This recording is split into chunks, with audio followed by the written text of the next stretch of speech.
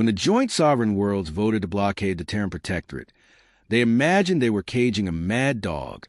Humanity had expanded too fast, mined too deep, dug too greedily for secrets and resources.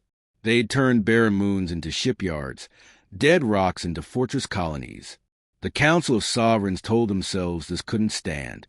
A species that dangerous, that hungry, had to be leashed, if not by tribute and treaties, then by force. So when the blockade ring closed around the Sol system, hundreds of ships from a dozen species, bristling with plasma lances and ion nets. They expected humans to beg, to sue for peace, to trade steel for scraps of survival. They didn't understand what they'd done. Not really. Not until it was far, far too late. The first shot wasn't fired by a dreadnought or cruiser. It came from a tiny mining tug near Neptune, a harmless speck hauling icy debris to orbital refineries. The tug's crew sent a garbled distress call when Sovereign patrol craft intercepted it. Moments later, the tug self-destructed, ripping a hole in the blockade's inner ring. It wasn't the explosion that mattered, but the code hidden in the burst, an old Terran failsafe, a ghost in the machine. One spark in the dark that told every human asset the war had begun. Within hours, the blockade fleet's comms stuttered under a storm of digital phantoms. Sovereign commanders barked orders into dead channels. Targeting arrays went blind. Defensive turrets spun up, then locked on friendly signals and fired. A Sovereign dreadnought guarding the Mars corridor detonated from the inside when its reactor safeties disengaged without warning. By then, Earth's real answer was moving. From the dark side of Luna, orbital foundries that had masqueraded as civilian cargo hubs unfolded like metal flowers. Turrets older than most sovereign nations powered up with a hum that echoed back to Earth's last great planetary war.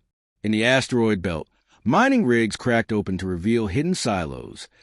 Kinetic rods launched at a fraction below light speed, each impact a localized extinction event. Still, the Sovereigns believed they could contain it. They called for reinforcements, marshaled more ships. But when the first Terran fleets emerged, blacked-out hulls gliding cold and silent through blockade lines, something primal flickered through every Sovereign commander's mind. These ships didn't come with banners or threats. They came with kill codes and old grudges. They came for blood. The first Terran strike hit the blockade's command hub near Callisto. The Sovereigns had turned the moon into a fortress station, ringed with rail batteries, patrol wings, layered shields. It didn't matter. Terran gunships, hulls wrapped in stealth plating, slipped through the sensor mesh like ghosts. They boarded the station not with plasma rifles, but with breaching hammers and chemical shotguns, old weapons that didn't care about energy dampeners. In 15 minutes, the blockade's admiralty was dead. The survivors in orbit had barely begun to regroup when the station's own defense grid turned inward.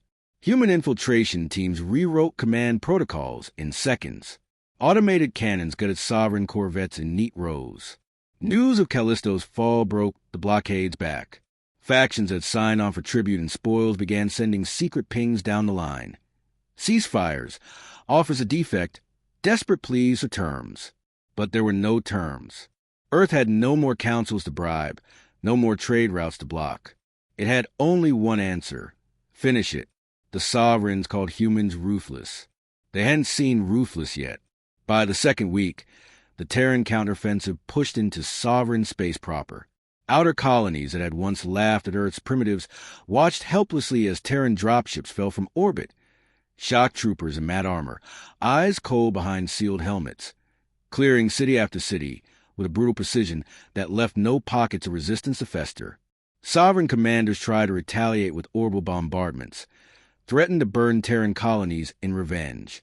But each time they moved to fire, they found their targeting systems hijacked, coordinates scrambled, launch codes changed.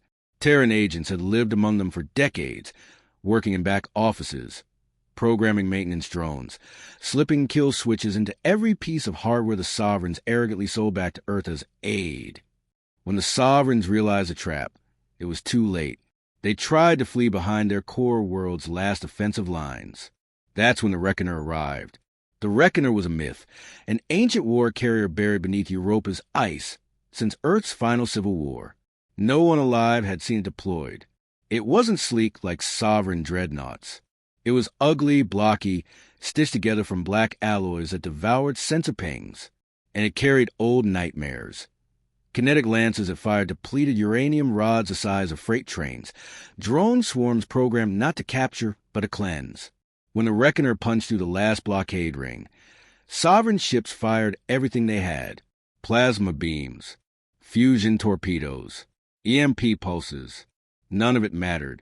The Reckoner had no shields. It didn't need them. Its armor was layered with reactive plating that sloughed impacts like a reptile shedding old skin. Its railguns spoke in roars that cracked open the vacuum and turned sovereign battlecruisers into drifting metal graves. What few sovereign ships survived ran for their homeworlds, hoping to hide behind planetary shields and orbital forts. But Earth didn't come to negotiate. It came to end the fight. Terran fleets bypassed strongholds entirely. They struck the weak points, refineries, data hubs, supply convoys. They didn't bombard cities or burn farmland. They didn't need to. They knew that to kill a star empire, you cut its throat at the arteries. Fuel, food, communications. Within a month, the sovereign worlds found themselves rich in armies but starving for power. Civic AI failed as Terran viruses devoured infrastructure from the inside. The Sovereign Council fled from world to world, broadcasting empty calls for unity, while their own vassals turned on them. On the day the Sovereign capital fell, Terran troops didn't fire a shot. They walked through gates thrown open by civilians who preferred Terran order to sovereign ruin. By then, the Reckoner hovered silent above the capital's spires, a black omen against the blue sun. Its shadow reminded every species on every world who had pushed the line too far. In the aftermath, some sovereign families were dragged before Terran tribunals. Some fled into deep space, hoping to see new kingdoms. But they left behind burned fleets and broken legacies, and a galaxy that knew now exactly what humans were. On Earth, there was no parade, no celebration. In the bunker cities where Terran Command had directed the war, they marked the end with a single phrase, broadcast to every world once held under the sovereign heel. You declared war on the deadliest species in the galaxy. You got exactly what you asked for. And somewhere in the cold dark, Terran ships kept watch, because they knew the stars would never stop testing them. They knew new powers would rise, new tyrants would reach for their throats. They didn't mind. They only hoped the galaxy would remember. Next time you think about caging a mad dog, check the teeth first. Some species don't bow. They bite, and when they do, they never let go.